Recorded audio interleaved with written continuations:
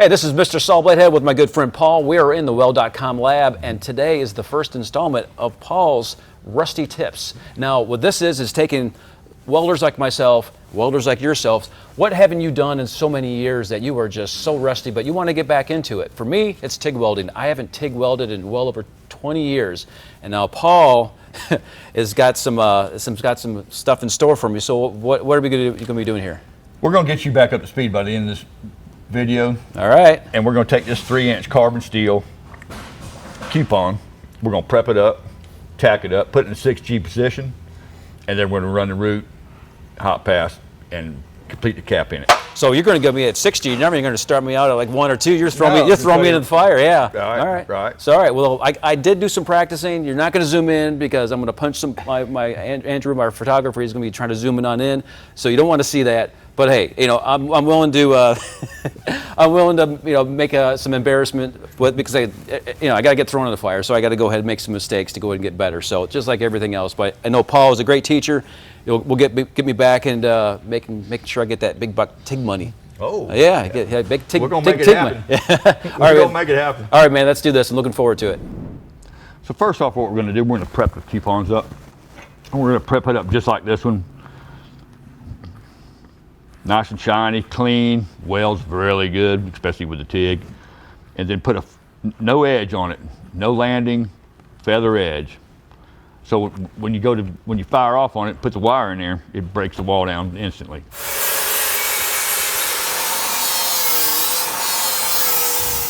So as you can see, we prepped our coupons. Nice feather edge, very nice and shiny. That's what you want to look for, cleanliness when you're TIG welding. And what we did, I'm gonna set mine up with a 1/8 gap. Mr. Sawbladehead, he might set his up with 332, he said. Yep. So that's what we're gonna do when we go to set his up. I just want to touch a little bit on the tungsten. Some people like their tungsten really, really sharp. I like my tungsten really sharp, but I like a blunt end on it.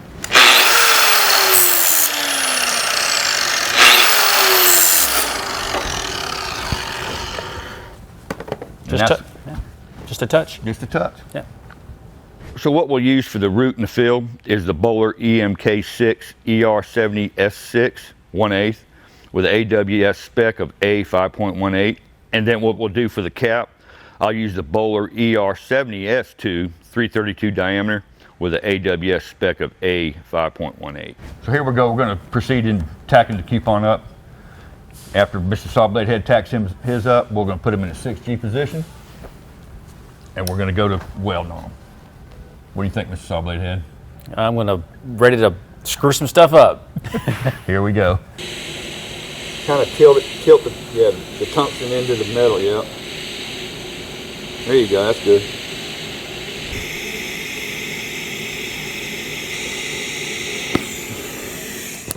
So as you can see, put my tack in there. And I like to bend my wire over because it's that simple that when you bend it over like that and you have to worry about fisheye or anything, you just kind of break it off and it breaks off that simple. So when you go to feather your tacks, you just barely got to touch them. That's one of Paul's rusty tips. So we're going to talk a little bit about the Everlast Power TIG 200 DV today, about setting it up for what we're going to do today. And what we're doing today is a 3-inch coupon, carbon steel, TIG welding, all the way out. So we'll start off with 2T. And then we'll go to our pre-flow, which is set on 1. And got our post-flow set on 1.5, 2, which you don't really need much because we're welding carbon. If it was stainless or titanium, something you'd want a longer post-flow. So anyway, we have, you have your pulse frequency, your pulse amps, and your pulse time on, which we're not using today. Then of course you have your AC side, your high freak, and the balance of it. And we're not welding aluminum today, so that's the only time you need AC is when you're welding aluminum. So we'll go through the modes. So no pulse, no remote. I got it set up just like we're out on the job site. So AC, DC, of course, is DC. And then your mode is TIG. So, and then we'll start off about 120 amps. So here we go we got the coupons set up in 6G position. We got the starts and the stops feathered back on our tacks, both coupons. And I believe we're ready to get going. What do you think, Mr. Sawbladehead? Let's do this.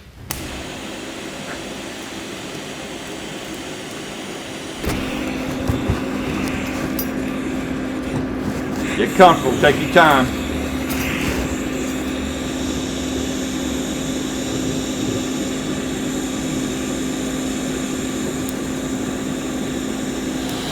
Keep moving, move.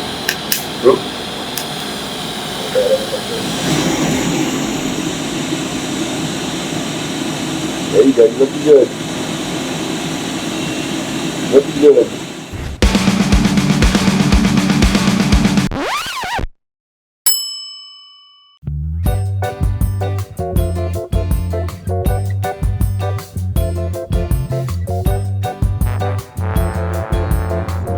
So we both run half the coupon on one side. And Mr. Sawbladehead, just like he said, he hasn't been TIG welding in about 20 plus years. Well, that's not like an A+ TIG welder you're trying to say? That's not the best one you've ever seen? Well, we're getting there. We're getting there. But anyway, we're going to proceed to weld the rest of the coupon out, and we'll show you pictures inside and outside pictures of us welding. So I will say, as I've known this, and with MIG, stick, whatever your process is to get comfortable. And I get comfortable for a little bit, but then as you start turning, and once again, all the different angles you got to get into, your head position and everything else, and it's just, that's when I start to get very uncomfortable, and things just started to kind of fall apart. But yeah, let's keep on going. Cool. So Mr. Sawbladehead was saying, I don't weld with my left hand.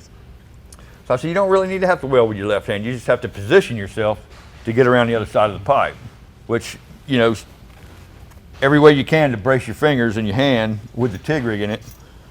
And just like so. I know it looks easy, and it's not as easy as it looks. But Mr. Sawbladehead is going to demonstrate it. Here we go. Just kind of tilt the tungsten into the metal, yep. There you go, that's good. Run right over that wire. Tie in both sides though.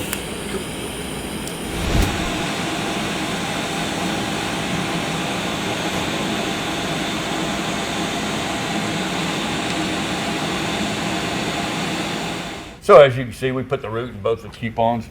Mr. Sawbladehead put his in, I put mine in. He wire wheeled his.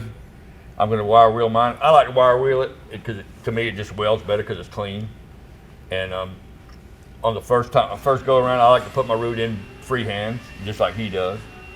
And I think I'm a freehand the fill, and I'll probably walk the cup on the cap. So I don't know what his strategy is. Duct tape works every time.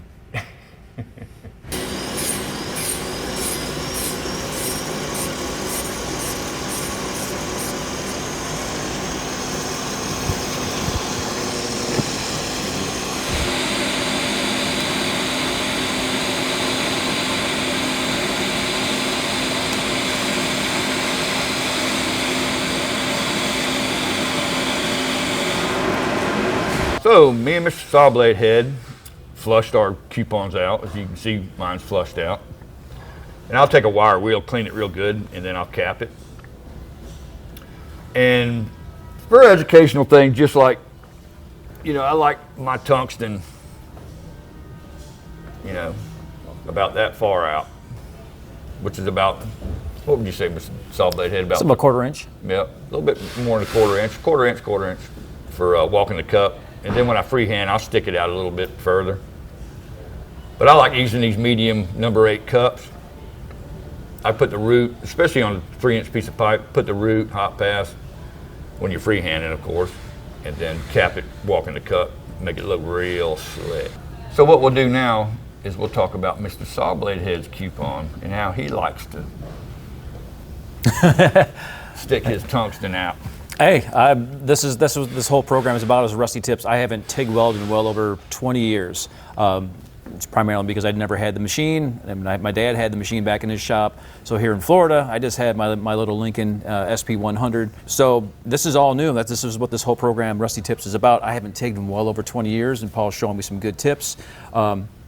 There's a lot of technique to walking the cup. I mean, I remember when I would try to walk the cup and you're walking it, and it would kind of either slip or it would get stuck, and that's why I just got impatient and just like, well, okay, I don't want to do this because I wasn't going to be working. I wasn't going to be working in that type of that job doing TIG. So my dad did all that stuff from custom bikes to doing brass, doing custom radiators, and I see him do it, and it was just so flawless when he was doing it. And when I would try it, it was just like, wow, I'm terrible, and I just got impatient. Well, the more you do it, the better you'll get. It's just with anything, with any skill, drumming, playing guitar, it's all the same thing. So yeah, I mean, I'm interested in playing around with this a lot more because I see all these welders and these amazing beads. You had an amazing bead on there as well too.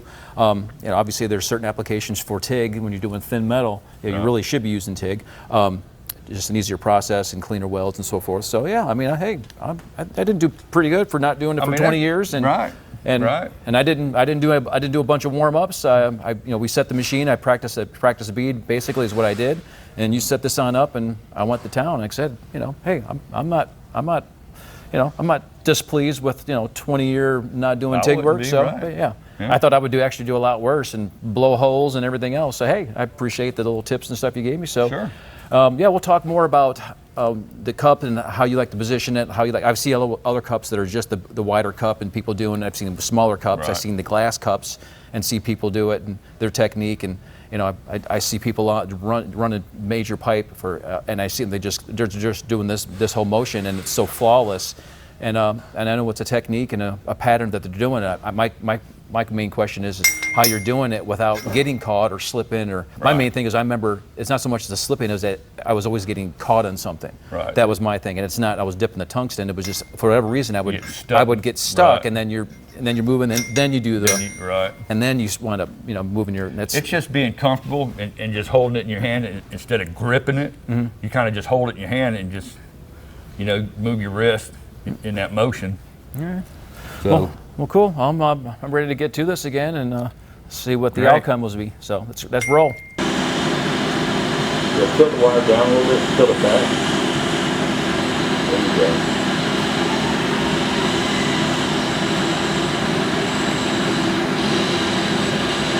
Move that wire just a little bit in.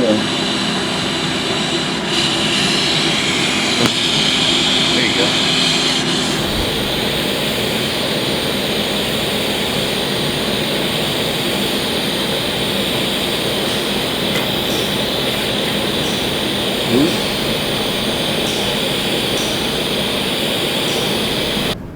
All right, so if I started you out with 6G, you said that wouldn't pay you enough.